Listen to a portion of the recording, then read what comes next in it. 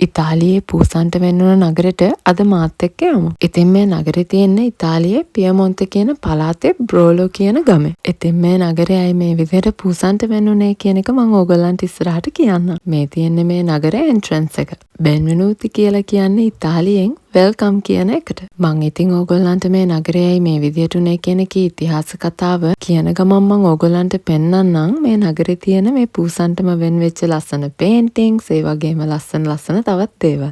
1756 October 10 වෙනිදා මේ නගරයයි ඉල්ලලා තියෙනවා මේ නගරෙටම පල්ලියක් දෙන්න කියලා. මොකද මේ නගරෙට කලින් පල්ලියක් තිබිලා නැහැ. මේ නගරේ හැමෝම සන් බියාජෝ කියන නගරේ පල්ලියට තමයි යන්න වෙලා තියෙන්නේ. ඉතින් මේ සන් බියාජෝ කියන නගරේ නිතරම ගම් වතුර වලින් යට වෙන නගරයක්. ඉතින් මේ බ්‍රෝලෝ කියන නගරයට ගම් වතුර කාලෙට මේ සන් බියාජෝ කියන නගරයට යන්න හරිම අපහසුයි. ඉතින් මේ බ්‍රෝලෝ කියන නගරේ අය ඒක නිසාම තමයි ඒගොල්ලන්ට පල්ලියක් ඉල්ලලා තියෙන්නේ. ඒ කාලේ ඉතින් ඒ පළාතට ප්‍රධාන නගරය තමයි නොනීනෝ කියන නගරය. නොනියෝ කියන නගරේ කවුන්සිල් එකෙන් තමයි මේ පල්ලිය බ්‍රෝලෝ නගරයට මේගොල්ලෝ ඉල්ලලා තියෙන්නේ. ඉතින් මේ නොනියෝ කියන නගරේ අය මේක ඇහුවාම බ්‍රෝලෝ කියන නගරේ අයට hina වෙලා තියෙනවා. ඕගොල්ලන්ට පල්ලියක් දුන්නොත් එහෙම මීයෝ කබායක් අඳී කියලා තමයි කියලා තියෙන්නේ. ඒ කියන්නේ නිකන් අර බ්‍රෝලෝ නගරයට මේක කරගන්න බැරි වෙයි කියලා වගේ දෙයක් තමයි ඒගොල්ලෝ එකෙන් අදහස් කරලා තියෙන්නේ. ඔහොම ඉතින් ටික කාලයක් ඇද්දි මේ බ්‍රෝලෝ කියන නගරයට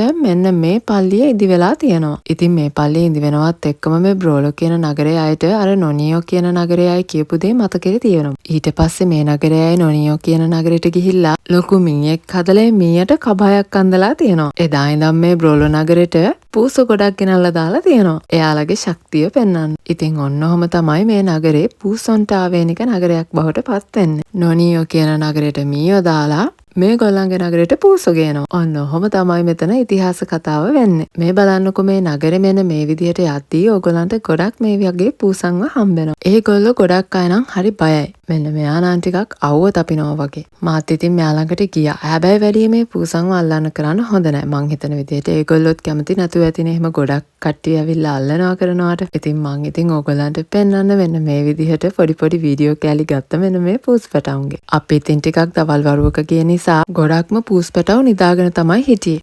මෙතන පූසෝ 100කට 200කට අධික ප්‍රමාණයක් ඉන්නවා. මේගොල්ලෝ ඉතින් ගෙවල් වල හැදෙන පූස නෙමෙයි. මෙන්න මේ විදියට එළියේ කරක් ගහ ඉන්න පූස වර්ගයක්. හැබැයි ඉතින් මේ ගැමේ හැමෝම කට්ටිය එකතු වෙලා මේගොල්ලන්ට පුංචි ගෙවල් ඒ වගේම කැම බීම හැමදේම දෙනවා. මේ තියෙන්නේ ස්ට්‍රෙච් ඇදේ ගත්ති කියන පුංචි පාර. මේකේ ඔයගොල්ලන්ට මේ පේනවනේ ලස්සන පූසන්ගේ පින්තූර ගොඩයකින් සමන්විතයි. ඉතින් මේ පින්තූර හැම එකක්ම නිර්මාණය කරන්නේ මේ ගමේම ඉන්න චිත්‍ර ශිල්පියෝ. ඒ වගේම තමයි මේ ගමේ පූසෙක් මරුණාම ඒගොල්ලන්ගේ පින්තූරේ මේ විදිහට එල්ලනවා.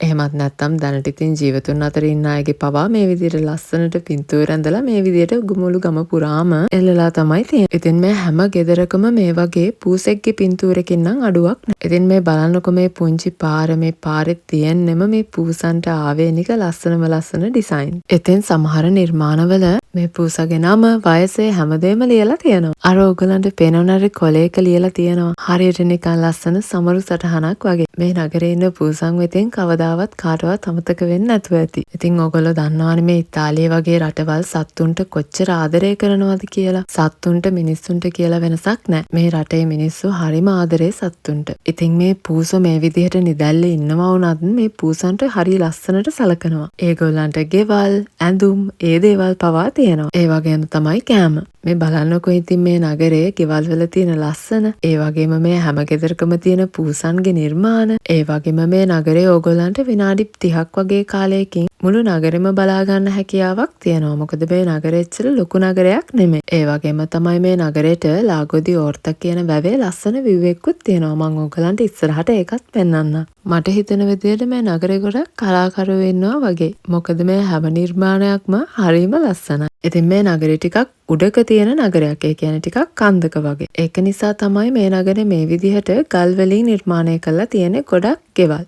මොකද මේ අපි ගියේ වින්ටර් එකේ නිසා මේ නගරෙත් හරිම සීතලයි. ඉතින් මම ඕගොල්ලන්ට කියනවා සම එකේ වගේ යන්න තියෙනවා නම් හොඳයි කියලා. මොකද පූසොත් ගොඩක් වින්ටර් එකට ඇතුල් වලට වෙලා තමයි ඉන්නේ. මං හිතනවා සම එකට වගේ මේගොල්ලෝ එළියට වෙලා ඇති කියලා. මේ තියෙන්නේ පෝස්ට් බොක්ස් එකක්. ගොඩක්ම පෝස්ට් බොක්ස් පවා මේ විදිහට පූසන්ගේ නිර්මාණ වලින් නිර්මාණ වෙච්ච පෝස්ට් බොක්ස් තමයි තිබුණේ. ඉතින් මේ බලන්නකො මේ තියෙන්නේ මී කතුරක්. ඒක කෙනෙක්ගේ ගෙදරක ඩෝබෙල් එකක්.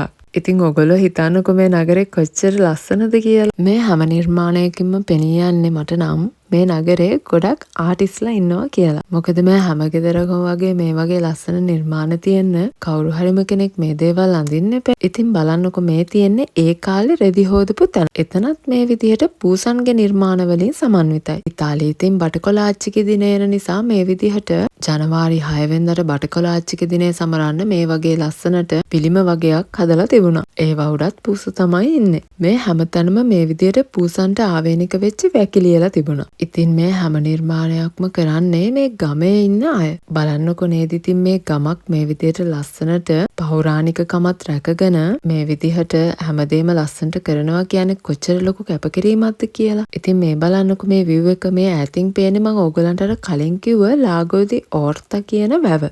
ඉතින් මෙතන තියෙන ස්ටැචු එකේ පූසගේ කනට පොඩ්ඩක් පිම්බහම ඕගොල්ලන්ටත් ඒ පූසගේ ජීවිතේ තියෙන නිදහස ආඩම්බරකම වගේ දේවල් ඔයාටත් දැනෙනවා කියලා. මම ඉතින් ඒක කරේ නැහැ.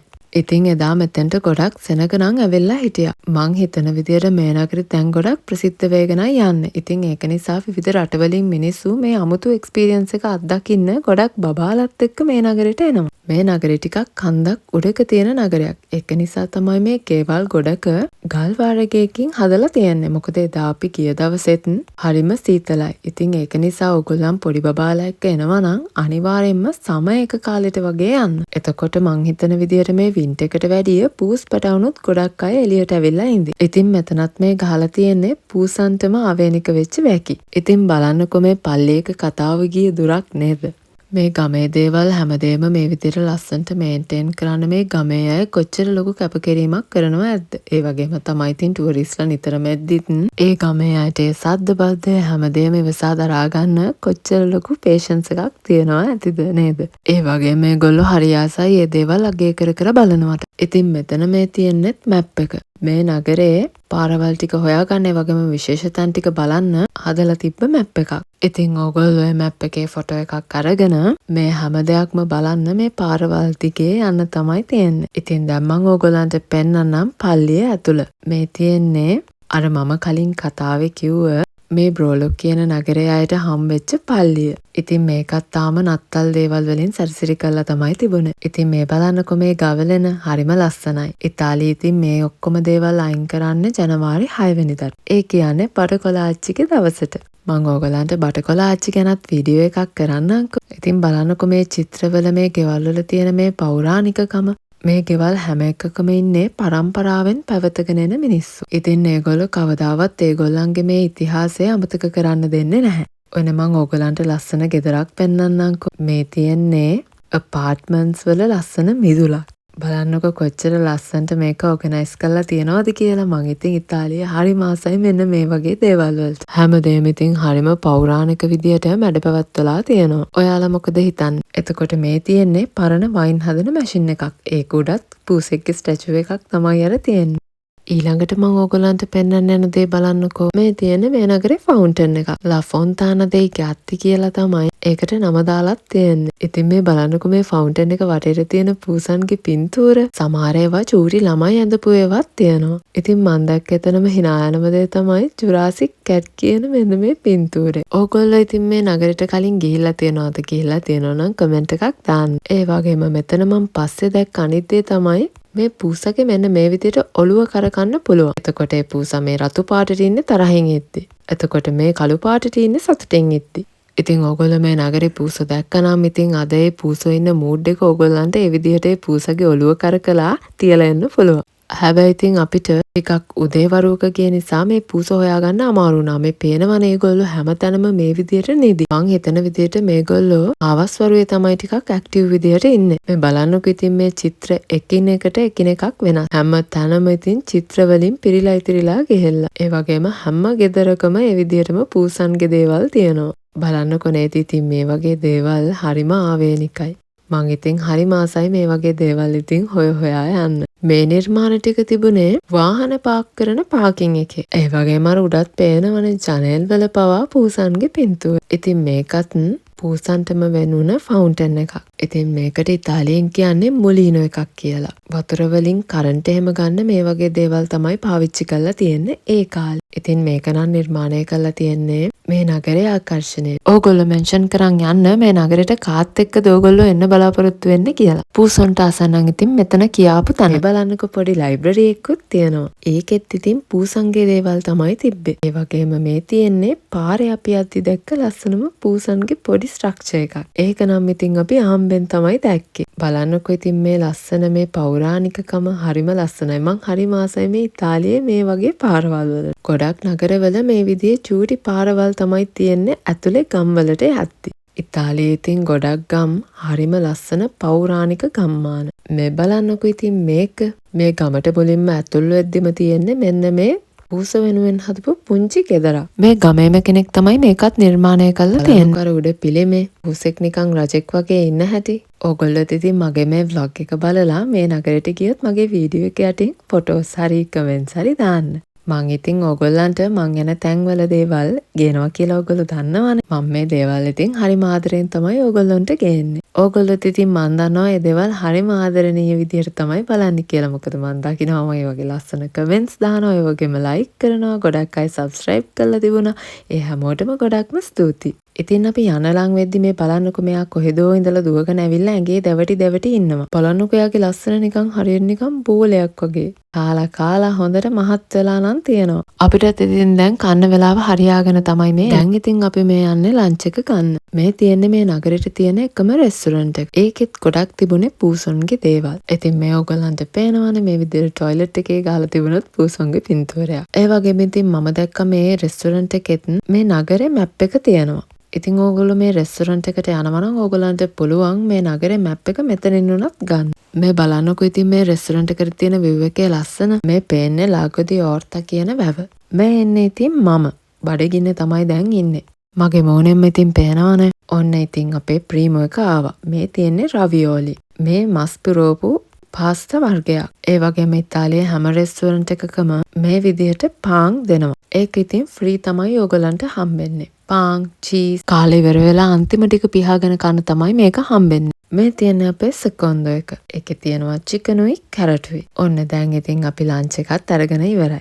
මෙතන කෑම නම් හරිම රසට තිබුණා. අපි ඉතින් දැන් පල්ලෙහාට ආවා. මේ තියෙන්නේ ලාගොදි ඕර්තා කියන වැව. ඉතින් මෙතෙන්ට ආපු එකෙත් මේ වැව වටේ පොඩි රවුමක් දාන්න එපැයි. මේ නගරෙත් ඉතින් හරිම ලස්සනයි. එදා ඉතින් සීතල තිබුණාට ගොඩක් අවුවත් තිබුණා. ඒ වගේම තමයි අපි දැක්කේ මොන්ටිසෝරියේ ළමයි මෙන්න මේ වගේ ලස්සන නිර්මාණ කරලා මෙන්න මේ ගස්වල එලලා තියෙනවා. ඊට පස්සේ ඉතින් මේ තියෙන්නේ අමුතු වර්ගයේ නත්තල් ගහක්. මේ විදිහට මේ බයිසිකලේ පැදලා බැටරි එක charge කරපුවාම තමයි මේ නත්තල් ගහ පත්තු වෙන්නේ. ඉතින් මමත් ඒකට පොඩ්ඩක් දායක වුණා. මොකද ඒක ඉතින් හොඳ එක්සර්සයිස් එකක් වගේම මේ ක්‍රිස්මස් ට්‍රී එක රැට දැල් වෙන්නත් හොඳ දෙයක්. ඉතින් මේක ඉතින් හෙමීට පැදලා බෑ. හයියෙන් පදින්න ඕනේ. එතකොට තමයි මේ බැටරි එක charge වෙන්නේ. බලන්නකො නේද ඉතින් මේකත් හොඳ අයිඩියා එකක්.